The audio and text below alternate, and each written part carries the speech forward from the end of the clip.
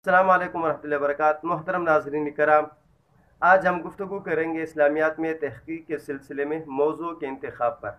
इससे पहले हम गुफ्तगू कर चुके हैं कि हमारे मक़ासिद क्या हों तहक़ीक़ के मैदान में, नीयत क्या होनी चाहिए हमारे तहक़ीक़ के मैदान में। आज हम गुफ्तगू करेंगे मौज़ू के इंतख़ाब पर। इस्लामियात में तहक़ीक़ के सिलसिले में हमारा मौज़ू क्या होना चाहिए। वैसे इस पर तो बहुत सारी बातें हो सकती है, बहुत सारे मौज़ूआत इसमें सामने आ सकते हैं, मौज़ूआत बेशुमार हैं। इसमें सरेदस्त में दो चीज़ों की तरफ आप लोगों की तवज्जो मबज़ूल करना चाहूँगा।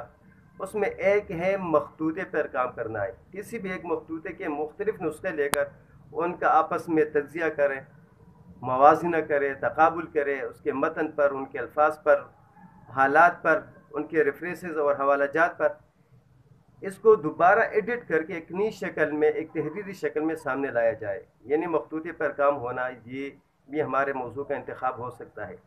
बर्रे सग़ीर पाक व हिंद में इस पर बेशुमार काम हो चुका है और अब मज़ीद भी इसकी ज़रूरत है। आलमी अर्ज़ पर बेशुमार काम हो चुका है। हमारे अपने पाकिस्तान के सूबा सिंध में बहुत सारे बेशुमार मखतूते अब भी लोगों के पास पड़े हैं, जो काबिल इस्लाह भी हैं और काबिल एडिट भी हैं और काबिल तहक़ीक़ भी हैं। तो मखतूते के कई नुस्खों को लेकर इस पर तहक़ीक़ किया जा सकता है और ये भी मौज़ू का इंतख़ाब हो सकता है। तहक़ीक़ की दूसरी सूरत ये हो सकती है कि हम किसी भी शख्सियत को लेकर इसके हालात ज़िंदगी बयान करें, उस पर हम तहक़ीक़ करें, रिसर्च करें, उनके रिफ़ाई कामों को, सियासी कामों को, मज़हबी कामों को, उनके दीनी कामों को, उनके इल्मी कामों को हम जो है ना तारुफ़ की बुनियाद पर सामने ले आएँ।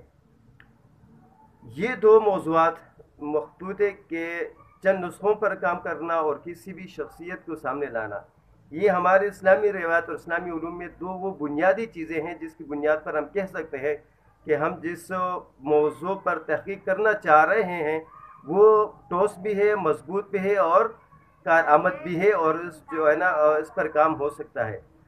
तो उम्मीद है आप लोगों के ज़हन में ये बात आ गई होगी कि मखतूते के चंद नुस्ख़ों पर और शख्सियत पर अगर हम काम करेंगे तो हमारे तहक़ीक़ बुनियादी तहक़ीक़ होगी, मज़बूत भी होगी और मुआशरे के लिए और इस्लाम के लिए और मुल्क के लिए फ़ायदेमंद भी होगी